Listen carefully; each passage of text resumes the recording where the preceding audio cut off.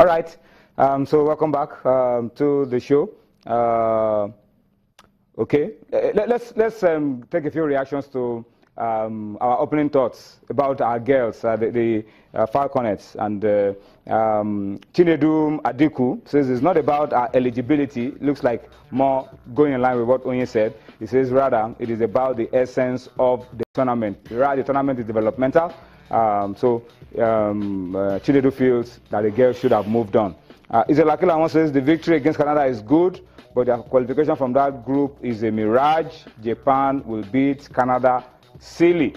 All right, that's what Israel Akilawon is saying. Mr.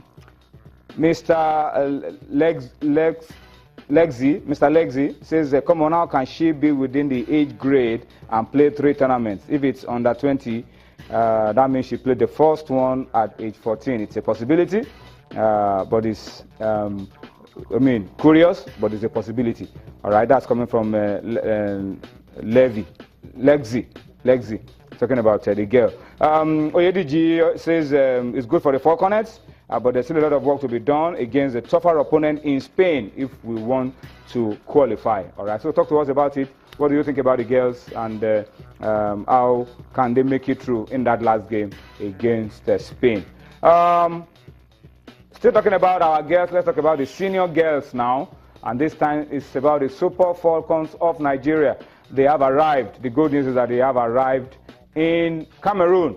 That's the venue of the African Women Cup of Nations. And finally, the list of 21 players that left for Cameroon is out.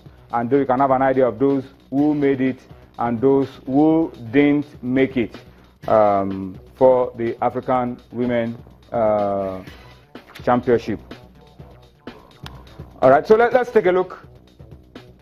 Let's take a look at the list of 21 and see who is in and who is out from the squad. But only before we do that, I think I should get your thoughts very quickly. The girls have left. They've arrived in Cameroon. They've arrived in Cameroon. So, what are your expectations? Yeah, they arrived Douala this evening, Tony. They left via Lagos, came from Abuja and left via Lagos. Well, what it means is that technically we are already in the tournament, and like you said, 21 women leagues have been released. See the same list, part of a core of the team that went to the African Cup of Nations in Namibia, with the exception of Precious Dede, who was in goal for some of the games in the last tournament in Namibia. Then Perpetual Nkwocha, understandably missing. That's not a coach. Yeah, it's not a coach with the team. And I think almost 80 or 90% of the team that went to Namibia, Halima Tayinde, Bubele White, Aziza Shuala, Desire Akwara Nozier, Ngozi Okobi, Odega, Francesca. Gladys Akpa, Feti Kidi, she's coming back into the team. Rita Chikwelu, also coming back after a long absence. Ngozi Ebere. Interestingly, Evelyn Nwaboko, the captain of the team, didn't make it. We have Esther Sunday, we have Alaba Jonathan, the goalkeeper, Osare Noma Igbenovia, Ijeoma Obi, Alima Tayinde, one of the very hardworking midfielders in the team. Ugo Unjoku, the defender, Uchechi Sunday, Gloria Iroka, Osinachi Ohale, Ngozi Okobi, Onome Ebi, Desire Paranozie, Francesca Odega, Aziza Toshola, Rita Akareko, and Chioma Wogu.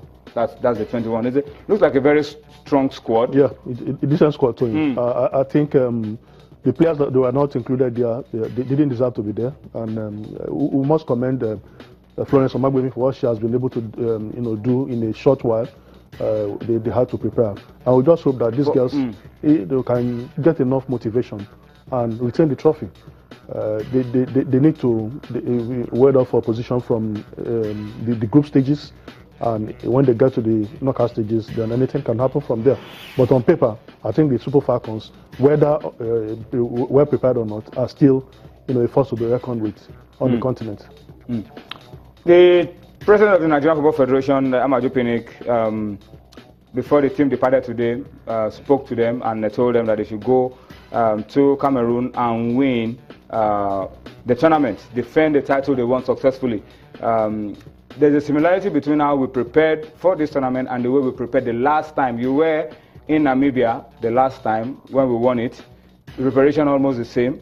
But for a young coach like Florence Omagbemi, a lot of people are saying, is she capable of leading this team? We should have allowed her play a lot of test games for us to really give her that boost going into the competition. Are you in that school of thought, or you believe that with or without the friendly games? No, interestingly, yesterday, I think the PA or the SA to Pinika Maju on women's football posted a picture on Facebook when the president visited the team.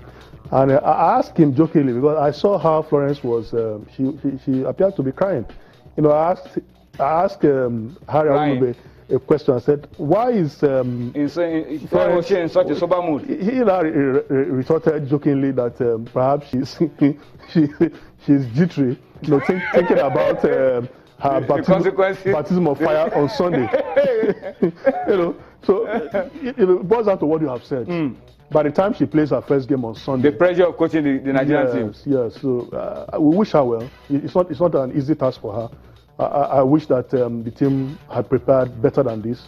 You know, play a couple of friendlies with some African countries, so that that would give her an inkling into how, you know, well prepared the team is. Look at some players in several positions and be able to situate and assess the team ahead of the African Cup of Nations. But as it is now, I think it's too late.